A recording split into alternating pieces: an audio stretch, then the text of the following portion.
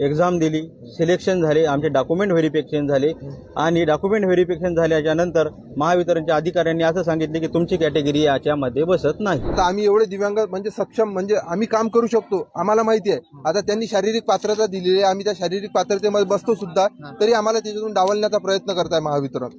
म्हणजे हे का करतोय हे तेच आम्हाला करत नाही। आम्ही पास करण्याचा प्रयत्न केला, आम्ही जवळ गेलो, त्यांना तिकीट दिलं, आम्ही स्कॅनर दिलं की पास द्या आम्हाला, तर तुम्ही 10 मिनिटांनी या असं आम्हाला सांगितलं गेलंय आणि आम्ही 10 मिनिटांनी गेलो तर आम्हाला तेव्हा पण नकार दिला गेलाय। नमस्कार, मी प्रशांत गोडसे, आपण पाहतात लेट्स अप मराठी। मी सध्या मंत्रालय परिसरामध्ये आहे आणि तुम्ही हे बघू शकता, हे जे विद्यार्थी आहे ना, हे विद्यार्थी दिव्यांग ह्या विभागात मोडतात। यात महिला आहे, मुलं आहे। तर म्हणजे ही शोकांतिका इतकी म्हणावं लागेल की नोकरी मिळवण्यासाठी तरुणांना झटावं लागतं आणि अनेक अडचणी सामोरं जावं लागतं। मग आर्थिक अडचण असते, पुस्तक म्हणजे शिक्षण कसं घेतात ते अडचणीला सामोरे जाऊन कुठेतरी नोकरी मिळावी यासाठी अप्रेंटिसशिप केली जाते आणि नंतरच नोकरी कशी बशी जर मिळाली ती पदरात कधी पाडायची, पोस्टिंग कुठं मिळणार, अनेक समस्या या तरुणांपुढे असतात। मी आज एक महत्त्वाच्या विषयावरती बोलणार आहे, मात्र तत्पूर्वी मी एक फोटो दाखवतो तुम्हाला। हे महावितरण म्हणजे विद्युत सहाय्यक या पदासाठी हा तरुण गेल्या 8 महिन्यापासून प्रयत्न करतोय। त्याचं सिलेक्शन झालं होतं, मात्र दिव्यांग असल्याच्या कारणास्तव असं सांगितलं जातं, दिव्यांग असल्याच्या कारणास्तव त्यांना नाकारली नोकरी आणि त्यांची नोकरीच्या टेन्शनमध्ये त्यांनी आत्महत्या केली असं सांगितलं जातंय।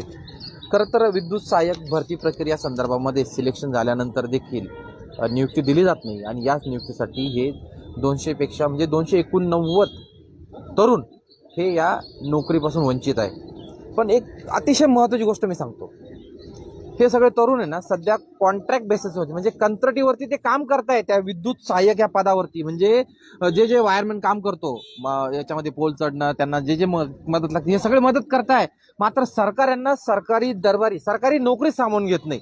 का सामावून घेत नाही याचं कारण नेमकं त्यांना याचं उत्तर मिळत नाहीये आणि या उत्तरासाठी त्यांनी पुण्यात देखील आंदोलन केली, निदर्शने केली, 2 दिवस 3 दिवस उपाशी राहिले, मात्र त्यांना उत्तर दिलं जात नाहीये। त्या थेट मंत्रालयात आले, त्यांना मुख्यमंत्री देवेंद्र फडणवीस यांच्याकडनं याचं उत्तर मिळावं अशी अपेक्षा आहे। आपण नेमकं समजून घेण्याचा प्रयत्न करूया की नेमकं कारण काय झालं आणि का तुमची नोकरी डावलली गेली। तुमचं प्रथमतः नाव सांगा। माझं नाव अमोल निरडवार, मी यवतमाळ डिस्ट्रिक्टमधून आहे। महावितरणने 2023 मध्ये जाहिरात काढली होती, त्याची एक्झाम 2025 मध्ये झाली। त्यामध्ये आम्ही सर्व दिव्यांग उमेदवारांनी एक्झाम दिली, सिलेक्शन झाले, आमचे डॉक्युमेंट व्हेरिफिकेशन झाले आणि डॉक्युमेंट व्हेरिफिकेशन झाल्याच्या नंतर महावितरणच्या अधिकाऱ्यांनी असं सांगितले की तुमची कॅटेगरी याच्यामध्ये बसत नाही, तुम्ही हा फॉर्म भरला कसं काय। तर त्यांनी आम्हाला हा फॉर्म भरण्यासाठी परावृत्त केलं, कारण आमचा उमेदवार मयूर डालके यांनी या गोष्टीवर अगोदरच ऑब्जेक्शन घेतलं होतं। जाहिरात निघाल्या पत्रव्यवहार केला होता, त्याच्या संदर्भात त्यांनी कोणतंही उत्तर दिलं नाही, त्यांच्या जाहिरातीमध्ये कोणत्याही प्रकारचा बदल केला नाही आणि वरून आम्हाला असं तोंडी सांगितलं की बा तुम्ही आहे ते प्रकार सिलेक्ट करा, एक्झाम द्या, सिलेक्शन व्हा, त्याच्यानंतर आम्ही तुम्हाला घेऊ असे तोंडी आश्वासन दिले। लेखी मागितली तर त्यांनी लेखी देण्यास सक्त मनाई केली आणि आम्ही सिलेक्शन झाल्यावर त्यांनी आम्हाला घ्यायला नकार दिला। त्यांचं म्हणणं असं आहे की बुवा आम्ही तुम्हाला घेऊ शकत नाही, जी कॅटेगरी आम्ही त्याच्यात दिलेली आहे, मेन्शन केलेली आहे, त्यालाच आम्ही घेऊ। तर आमचं म्हणणं असं आहे की आम्हाला खोटे आश्वासन का दिले, आम्हाला का डावळत आहे। शासन एकीकडे तरुणांना रोजगार उपलब्ध करू, आम्ही सक्षमीकरण करू, महाराष्ट्रामध्ये रोज दिव्यांग सक्षमीकरणाचे नवीन कायदे, नवीन GR निघत आहेत, पण कुठे अंमलात कुठे येत आहे याचा मोठा प्रश्न मला पडलेला आहे। तुम्ही ज्या पद्धतीने तुमचे कागदपत्र बघत होते त्यामध्ये स्पष्ट म्हटलं, मात्र तुम्ही सध्या तर तेच काम कंत्राटवरती करताय, मग सरकार तुम्हाला समाविष्ट का करत नाही सरकारी नोकरीमध्ये? तेच प्रश्न पडलाय सर्व आम्हाला दिव्यांगांना की बा याच्यामध्ये सरकारचं काय झालंय।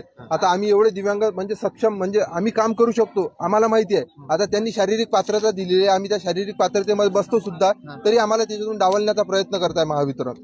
म्हणजे हे का करतोय हे तेच आम्हाला करत नाही। आमचं म्हणणं फक्त एवढंच आहे की बा आमचं तिथं शारीरिक पात्रता तपासून आमचं मेडिकल करून जर आम्हाला डॉक्टरांनी जर पात्र ठरवलं तर आम्हाला नियुक्ती द्या, जर डॉक्टरांनी अपात्र ठरवलं तर आम्हाला नियुक्ती देऊ नका, एवढं आमचं सुद्धा महावितरणाला सांगणं आहे। यापूर्वी तुम्ही शासन दरबारी काही दरवाजा खटखटावला होता का? कारण कोणाशी मंत्री आहेत त्या विभागाचे किंवा त्या विभागाचे सचिव आहेत त्यांना तुम्ही भेटले होता? कारण मुंडे साहेब होते यापूर्वी दिव्यांग विभाग, त्यांची देखील तुम्ही भेट घेतली होती का? त्यांना आम्ही निवेदन वगैरे दिलं होतं, पण त्यांनी आम्हाला सांगितलं होतं की बा तुमचं न्यायालय हे दिव्यांग कल्याण आयुक्तालय पुणे येथे आहे. तसंच आम्ही 10/9/2025 पुणे येथे तक्रार केली होती दिव्यांग कल्याण आयुक्तालयामध्ये. तर तिथं आमची हिअरिंग वगैरे सगळ्या गोष्टी झाल्या. आमच्या सगळ्या गोष्टी पॉझिटिव्ह असताना सुद्धा महावितरणच्या बाजूने निकाल लावला. आता याच्यामध्ये काय घोळ झाला, कसा झाला, या निकालामध्ये स्पष्ट उल्लेख केलेला आहे की बा ज्या आम्ही मांडलेल्या बाजू आहेत त्या सर्व पॉझिटिव्ह आहेत आणि त्या आयुक्तांनी देखील मान्य करून, आता निकाल कसा असतो, एका बाजूने झुकलेला असतो, एका बाजूने उठलेला असतो, पण याच्यामध्ये समान निकाल आहे तरी तो महावितरणच्या बाजूने निकाल लावलेला आहे त्यांनी. तुम्हाला काय वाटतं नेमकं हा कोणी झुकावला असेल? यामध्ये काही एखादं षडयंत्र आहे किंवा एखादी टोळी आहे की जी तुमची नोकरी कोणाला दुसऱ्याला द्यायच्या उद्देशाने तुम्हाला टाळला असेल किंवा तुमच्या बाजून निकाल दिला नसेल? त्याचसाठी सर आम्ही 8 महिने झाले सर इकडे तिकडे झटत आहे. आता 8 दिवस झाले सर आम्ही जेवण सुद्धा केले नाही. आम्ही 8 दिवसापासून पुणे येथे दिव्यांग कल्याण आयुक्तालयामध्ये उपोषण सुद्धा केलं. तिथून आम्हाला म्हणजे हाकलून दिलं. त्यांनी सरळ सांगितलं की बा तुमच्यावर आम्ही कायदेशीर कारवाई करू, तुम्हाला असं उपोषणाला बसता येत नाही. आम्ही उपोषणाला सुद्धा बसलो, पोलीस परवानगी काढून बसलो, तरी त्यांनी आम्हाला नोटीस दिली की बा तुम्ही उपोषणाला बसू शकत नाही. बरं, तुम्ही आज ताई मंत्रालय परिसरात आला आहात, तुम्हाला पास मिळाला का मध्ये मंत्रालयात जाण्यासाठी? पास तर नाहीच मिळाला, पण आता आमचं म्हणणं एकच होतं की सगळ्यांना पास भेटतोय तर आमचा काय त्यात गुन्हा आहे? आम्ही काय केलं की आम्ही काय वेगळे आहोत का? आम्ही माणूसच आहोत ना लास्टला, तर आम्हाला का पास नाही दिला? आम्ही पास काढण्याचा प्रयत्न केला. आम्ही जवळ गेलो, त्यांना तिकीट दिलं, आमचं स्कॅनर दिलं की पास द्या आम्हाला. तर तुम्ही 10 मिनिटांनी या असं आम्हाला सांगितलं गेलंय आणि आम्ही 10 मिनिटांनी गेलो तर आम्हाला तेव्हा पण नकार दिला गेलाय. काय कारण काय सांगितलं त्यांनी? काय देत नाही? कारण काही सांगितलं नाही, फक्त तुम्ही 10 मिनिटं थांबा एवढं सांगितलंय आम्हाला. कारण तुमची काय अपेक्षा आहे? काय केलं पाहिजे सरकारने नेमका त्यामध्ये? आमची एवढीच अपेक्षा आहे. आम्ही 2 वर्ष ITI केलो, अप्रेंटिस केलो, तर आता पेपरसाठी अभ्यास केलो, तेवढं सगळे आमचे वैश, कारण याच्यामध्ये आम्हाला करिअर बनवायचं होतं म्हणून आम्हाला याच्यासाठी आम्ही एवढी मेहनत केलो. तर आता आम्हाला एवढीच इच्छा आहे की आमचं ते सगळ्या गोष्टीचं फळ झालं पाहिजे, यश आलं पाहिजे आमच्या गोष्टीला. आमची एवढीच विनंती आहे की आम्हाला आता जॉबवर घेतलं पाहिजे. कारण आम्ही सगळंच करतोय, आम्ही पोलवर चढतोय, आम्ही सगळेच कामं करतोय. तुम्हाला जे कामं आवश्यक आहेत आम्ही सगळे कामं करतोय. आता तुम्हाला इच्छा काय आमच्याकडून, अपेक्षा काय सांगा? आम्ही सांगतोय अपेक्षा सांगा आमच्याकडून. ताई तुम्ही कुठून आलात? तुमचं नाव काय? माझं गोकर्ण श्रीकृष्ण मोगले, मी आले कोल्हापूरहून. मग तुम्हाला काय अडचण, म्हणजे तुम्ही आता यामध्ये तुम्हाला देखील तुमची नोकरी डावलली आहे, तुम्ही यापूर्वी म्हणजे तुमच्या सर्व टीमने मंत्री महोदयांची भेट घेतली होती का? नाही सर, आमची भेट नाही झालेली. फक्त आम्हाला सांगितलं की तुम्ही अतुल साहेबांची भेट घेऊन तुम्ही तुमचा विषय मांडून घ्या म्हणून सांगितलेलं सर. मग आता आम्ही त्यांची भेट घेण्यासाठी तिथं आलेलो आहे.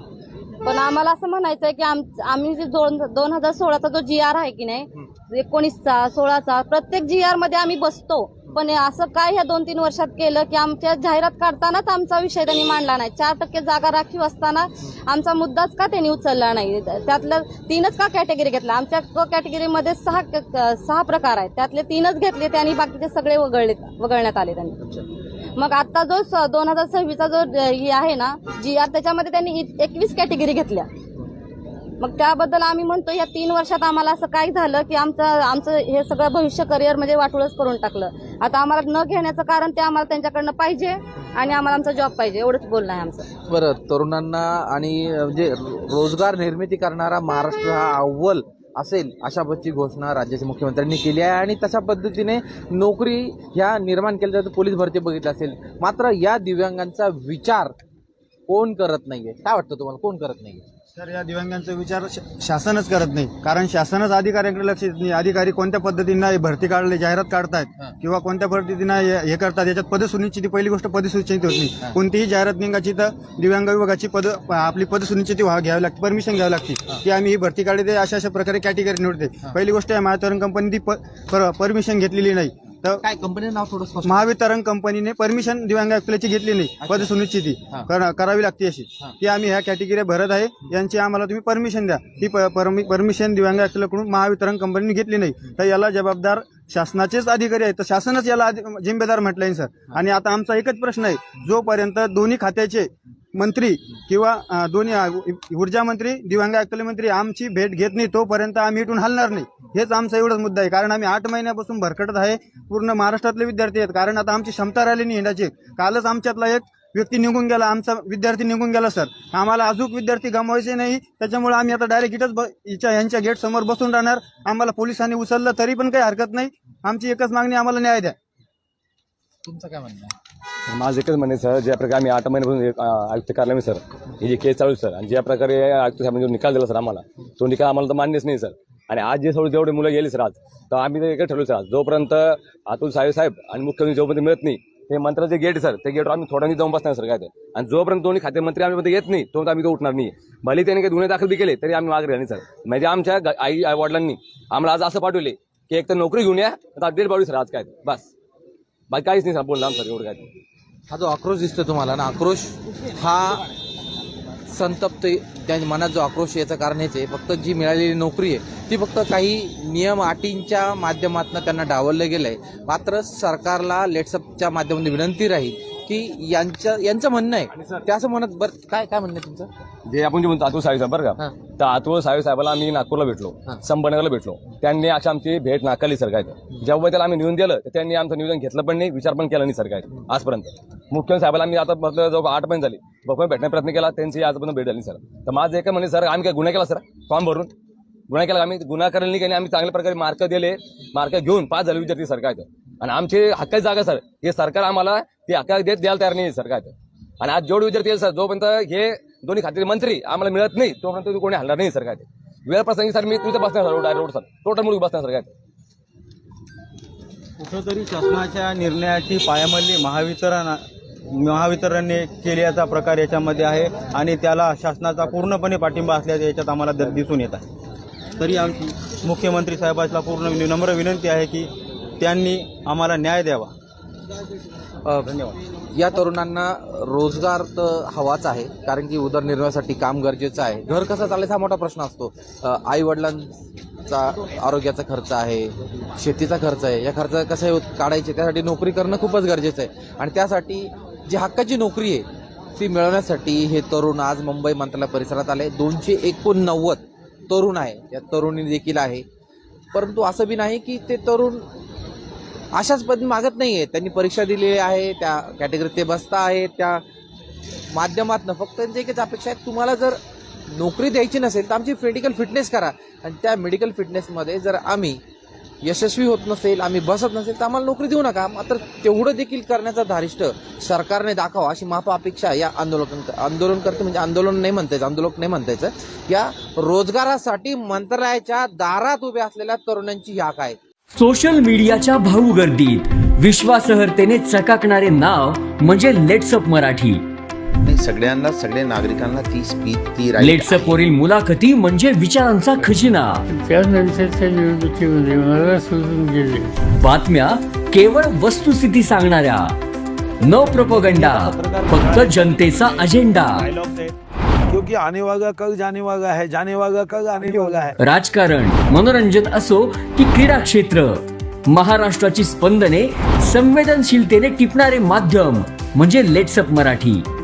जगासोबत एक पाऊल पुढे राहण्यासाठी लेट्सअपचे ॲप, सोशल मीडिया आणि वेबसाईट सोबत कनेक्टेड रहा.